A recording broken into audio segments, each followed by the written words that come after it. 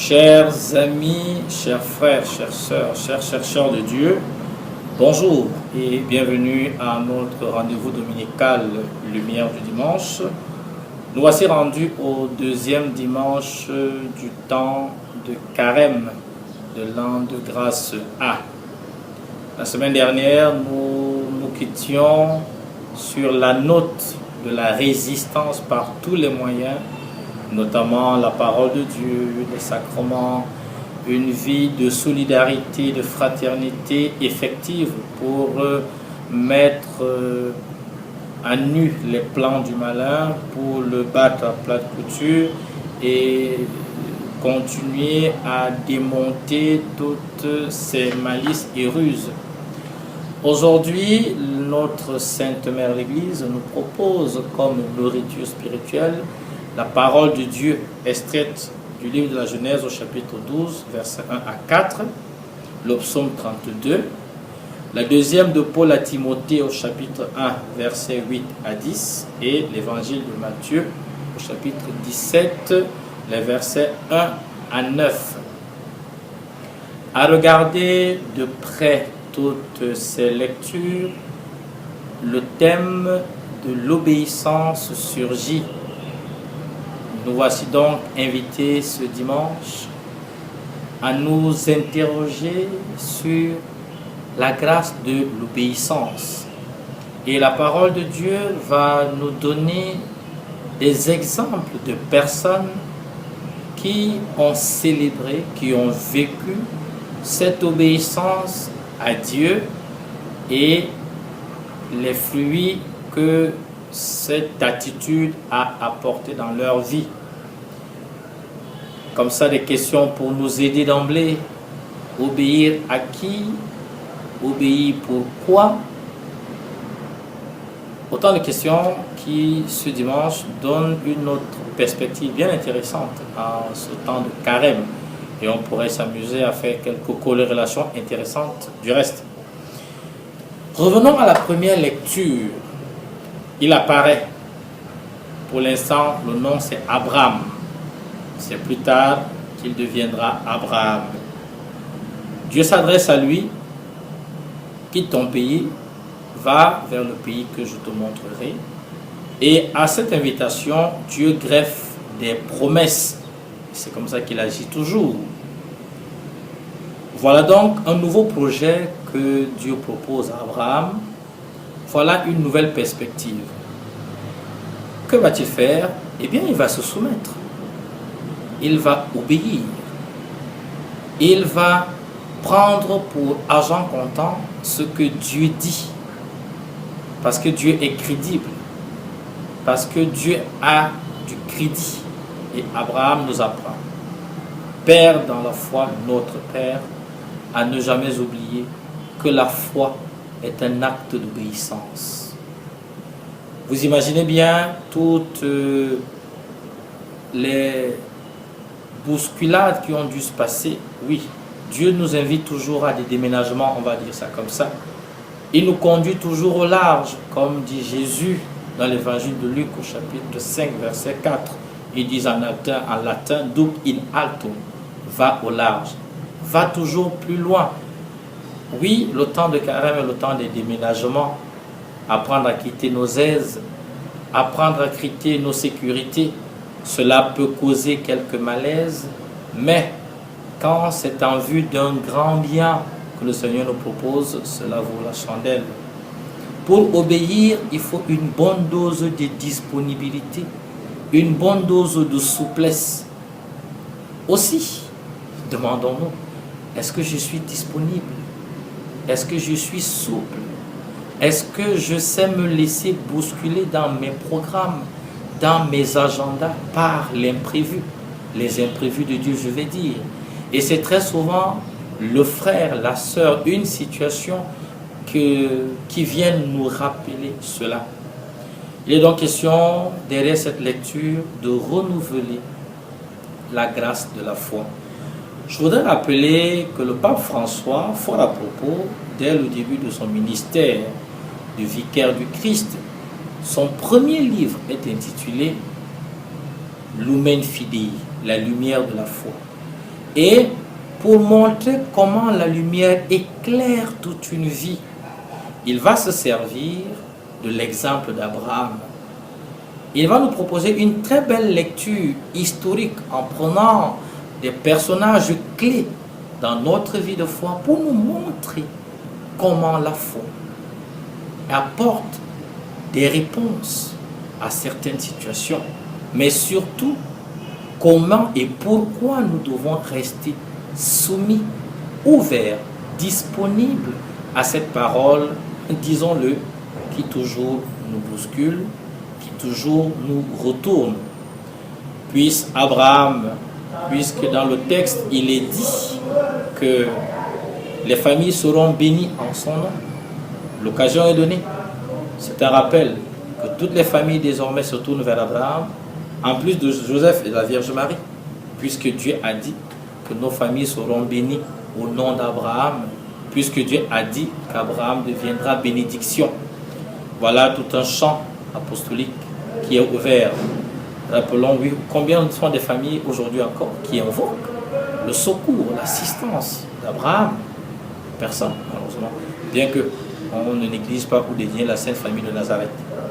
Donc, obéir à Dieu, c'est la meilleure chose qui soit. Dieu nous conduira toujours sur des sentiers lumineux. Et nous voulons donc, nous prier nous-mêmes, de demander cette grâce de la soumission à une parole qui porte une parole crédible. Le psaume 32 est un renouvellement de contrat. Seigneur, que notre espoir, que ton amour autant pour moi soit sur nous, comme notre espoir est en toi. En fait, pour dire, ne nous abandonne pas, on ne peut aller nulle part que vers toi. Voilà encore une autre manière de dire, n'est-ce pas, que le Seigneur est pour nous une lumière qui nous amène à grandir, qui nous amène à évoluer. La deuxième de Paul à Timothée nous invite une fois de plus encore à regarder les fruits de l'obéissance de Jésus-Christ. Très beau texte. Paul invite Timothée à prendre sa part de souffrance dans le ministère qui est le sien, comme quoi, à la suite de Jésus, il n'y a pas que des roses, il y a aussi des épines. C'est pour ça qu'on dit les meilleures roses se cueillent avec des épines. Donc attention, très belle image quand même. Et dans la même perspective, Paul, pour que Timothée, donc toi et moi, comprenions la portée de sa lettre, il rappelle que nous avons la vie, nous avons l'immortalité à cause de l'obéissance de Jésus-Christ. C'est l'obéissance de Jésus qui nous apporte la vie. C'est l'obéissance de Jésus par la mort sur la croix, qui a sauvé l'humanité. Jésus a détruit la mort. Et je pense que, arrêtons-nous un instant pour vraiment porter ou peser la portée de cette déclaration. Très souvent, on ne mesure pas sa signification. Jésus a détruit la mort. Jésus nous a libérés. C'est-à-dire, tout ce qui, avant la résurrection, était source d'angoisse, et que sais-je encore, Jésus a mis fin à tout cela. Il a proposé, il a donné alors un nouveau projet. Est-ce que je suis prêt à rentrer dans les projets de Dieu? L'évangile, on l'appelle de la transfiguration, mais la consigne est intéressante, celle du Père s'adressant aux apôtres. Celui-ci est mon fils bien-aimé, écoutez-le. C'est encore la même consigne qui était donnée à ceux qui assistaient au baptême de Jésus au Jourdain. Celui-ci est mon fils bien-aimé, écoutez-le. Jésus est source de vie. Jésus est la vie. On doit écouter Jésus, on doit lui obéir, parce que comme il le dit lui-même, en Jean 14, je suis le chemin, la vérité, la vie.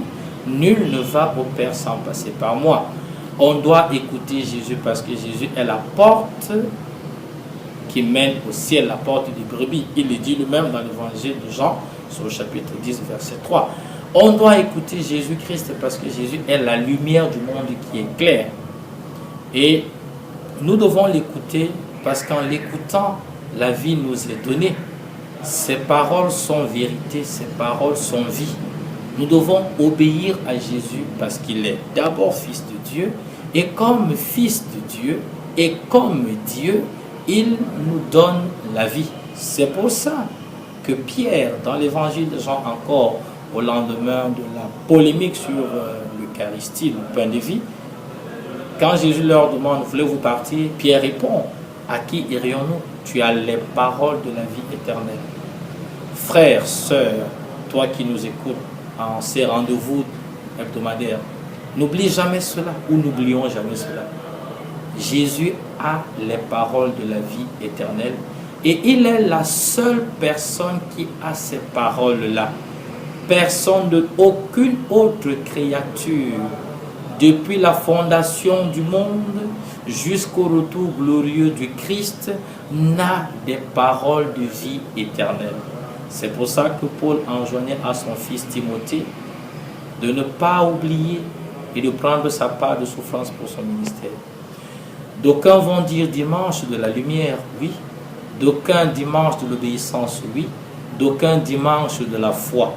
C'est tout à fait à raison. Toutes ces expressions-là, ou toujours, disent une vérité. Nous devons être soumis, n'est-ce pas, comme ces enfants auprès de leur Père. En ce dimanche également, nous nous arrêtons donc pour aussi regarder quelles sont les lumières que le Christ apporte dans ma vie. Avec Jésus, nous opérons de bons discernements. Avec Jésus, nous prenons les bonnes décisions. Avec Jésus, nous sommes sûrs de pouvoir mener notre vie conformément à sa parole. Jésus est la lumière qui nous éclaire. Il est la parole qu'il faut écouter pour que nous ayons des relations harmonieuses avec nos prochains, avec nos voisins, dans la famille, dans le quartier, dans le pays et partout ailleurs. Au soir de ce temps de méditation, mon frère, ma soeur, quels sont les fruits de la lumière qui est Jésus-Christ dans ta vie? Quels sont les fruits de ton obéissance au Seigneur, aux lois qui régissent ta communauté, aux lois qui régissent l'Église, aux lois qui régissent notre pays? Au soir de ce moment de communion, oui, demandons la grâce du renouvellement de la foi. Que Jésus nous renouvelle, qu'il nous aide à grandir, pour qu'on ne doute jamais de lui, pour que jour après jour nous lui fassions confiance. Oui, comme Pierre demandant en Luc 17, verset 5, Seigneur, augmente en nous la foi. Imitons notre Père Abraham, qui s'est laissé surprendre par Dieu et qui n'a pas été déçu. Et nous aussi, acceptons les surprises de Dieu, acceptons que Dieu vienne bousculer nos agendas, acceptons que Dieu demeure Dieu et simplement promettons de le suivre. Bien, bonne semaine et retrouvons-nous dimanche prochain, s'il plaît à Dieu.